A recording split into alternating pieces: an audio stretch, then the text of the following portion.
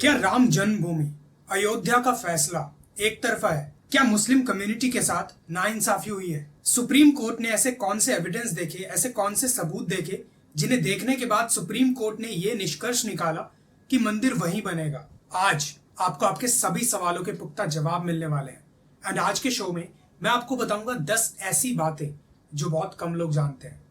मैंने आज तक अयोध्या केस पर कोई भी वीडियो नहीं बनाया है एंड एक लॉयर होके अगर मैंने अयोध्या केस पे कुछ नहीं बोला तो फिर जिंदगी में किया क्या। एंड आज के शो में मेरा कोई ओपिनियन नहीं होगा, सिर्फ हार्डकोर फैक्ट्स होंगे।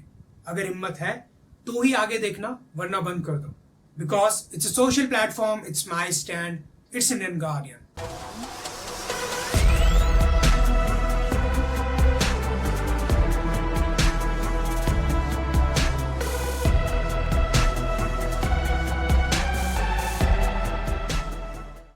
बहुत से लोग हैं जो व्हाट्सएप पे स्टेटस लगा रहे हैं कि मंदिर वहीं बनेगा क्योंकि अभी भूमि पूजन होने वाला है। लेकिन दुख इस बात का है कि बहुत कम लोग, एंड बाय बहुत कम लोग आई मीन रियली बहुत कम लोग, बहुत थोड़े से लोग इस केस की डिटेल्स के बारे में जानते हैं। बिकॉज 1045 पेजेस की जजमेंट पढ़ने का टाइम किसी के पास नहीं है। एंड यही हमारा पहला फैक्ट है कि जजमेंट 1045 पन्नों की है। जो लोग रीड नहीं करना चाहते, बस अपना ओपिनियन देना चाहते हैं। अब कुछ लोग हैं जिस फैसले से खुश हैं और कुछ लोग हैं जिस फैसले से नाराज हैं, क्योंकि जैसा कि हम सब जानते हैं कि हिंदू मुस्लिम की पॉलिटिक्स आज की नहीं है, बहुत पुरानी है। एंड जनता अभी भी नहीं जानती है कि इस फैसले के पीछे का सच क्या है। बिकॉज कुछ पॉलिटिकल लीडर्स हैं जो नहीं चाहते जनता ये बात जाने और जनता गुमराह रहे। बिकॉज जब तक जनता गुमराह रहेगी तब तक उन पॉलिटिकल लीडर्स को फायदा पहुंचता रहेगा। सो सेकेंड फैक्ट और सेकेंड क्वेश्चन इज कि राम जन्मभूमि केस है क्या?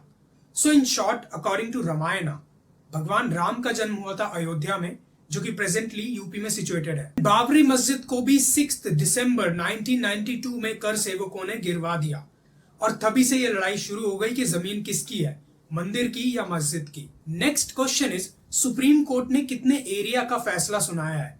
अगर आप न्यूज वगैरह पढ़ोगे तो उसमें आता है 2.77 acres of land, but supreme court ने सिर्फ 1500 स्क्वायर यार्ड्स जो लैंड है उसकी जजमेंट पास की है, उसकी ओनरशिप, उसका टाइटल डिफाइन किया है, ना कि पूरे 2.77 एकड़ लैंड का। नेक्स्ट क्वेश्चन इज, इस केस में कौन कौन पार्टीज थी?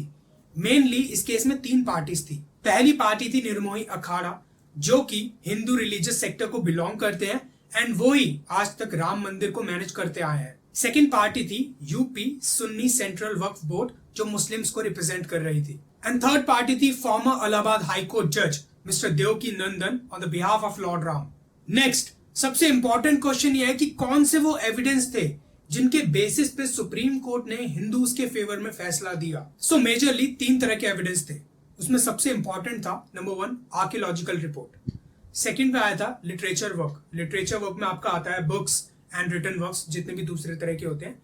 एंड थर्ड एविडेंस था सोशल एस्पेक्ट। अब इन तीनों एविडेंस को हम एक एक करके खोलने वाले हैं। इंपॉर्टेंट क्वेश्चन ये है कि वो आर्कियोलॉजिकल एविडेंस क्या था। वो आर्कियोलॉजिकल सर्वे ऑफ इंडिया की रिपोर्ट थी। वो क्रूशियल एविडेंस था जिसके बेसिस पे, जिसके ऊपर पूरा केस टिका हुआ था। जन्मभूमि पर 2 बार खुदाई की गई थी, एक 1976 में और दूसरी 2003 में। अगर आप ईयर देखोगे तो आपको यह अंदाजा लग जाएगा कि ये खुदाई ना ही सुन्नी वक्फ बोर्ड के लिए करवाई गई थी और ना ही निर्मोही अखाड़ा के लिए करवाई गई थी। अकॉर्डिंग टू दैट रिपोर्ट, मस्जिद के नीचे मंदिर के कुछ स्ट्रक्चर्स मिले, कुछ रिमेन्स मिले एंड बाद में 12 पिलर्स भी मिले जो कि मंदिर के थे।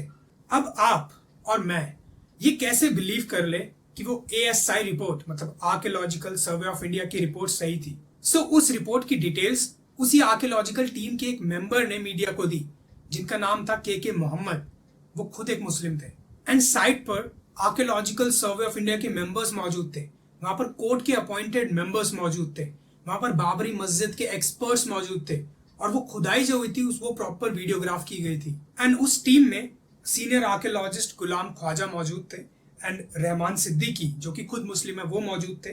गुलाम ख्वाजा, आपको मैं बता दूं, is retired director of Arabic and Persian epigraphy at Nagpur. On another hand there is Rahman Siddiqui, was retired as superintending archaeologist of Agra. ये सब वहां पर मौजूद थे। As well as Zulfikar Ali, जो कि सुपरिंटेंडिंग आर्कियोलॉजिस्ट हैं चंडीगढ़ सर्कल के, वो भी वहां पर मौजूद थे। एंड ये सभी लोग सिर्फ वहां पर मौजूद नहीं थे, बल्कि जो रिपोर्ट इलाहाबाद हाई कोर्ट में सबमिट हुई थी, ये सभी लोग उस रिपोर्ट के को ऑथर थे। तो हम ये बात कैसे मान ले कि ये रिपोर्ट एक तरफा थी? नेक्स्ट एविडेंस है लिटरेरी वर्क। लिटरेरी वर्क में बेसिकली आपका बुक्स आ जाती हैं और जितने भी रिटन वर्क्स होते हैं वो सभी लिटरेरी वर्क में काउंट होते हैं। सो आईन अकबरी वॉल्यूम 3 में अबू फजल कहते हैं सभी हिंदू चैत्र के महीने में अयोध्या की पूजा करते हैं।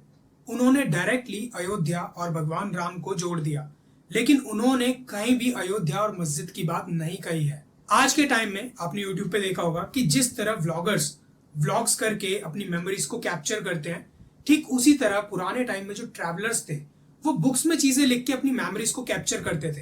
And Joseph Tyson Thaler and Robert Martin जो कि ट्रैवलर्स थे, उन्होंने स्पेसिफिकली अपनी बुक्स में अयोध्या एंड रामनवमी का जिक्र किया है। अब बारी आती है सोशल एस्पेक्ट की।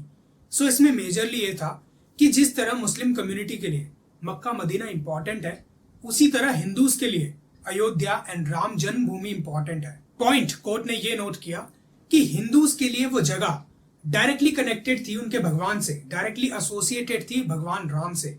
On the other hand Muslims के लिए वो जगह एसोसिएटेड थी बाबर से, जो कि किंग थे, भगवान नहीं। नेक्स्ट क्वेश्चन एंड सबसे इंपॉर्टेंट क्वेश्चन कि फैसला हिंदूज के फेवर में क्यों हुआ?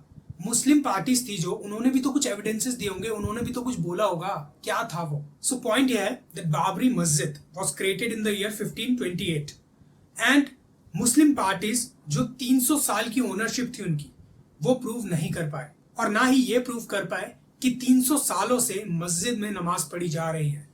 Due to lack of evidence they failed.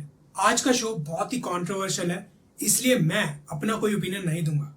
And इस छोटी सी वीडियो में 1045 पेजेस की जजमेंट कवर करना पॉसिबल नहीं है, लेकिन वो जो 10 पॉइंट्स मैंने आज आपको बताए हैं वो इस जजमेंट का क्रक्स है। अब मैं आपसे पूछना चाहूंगा, व्हाट डू यू थिंक?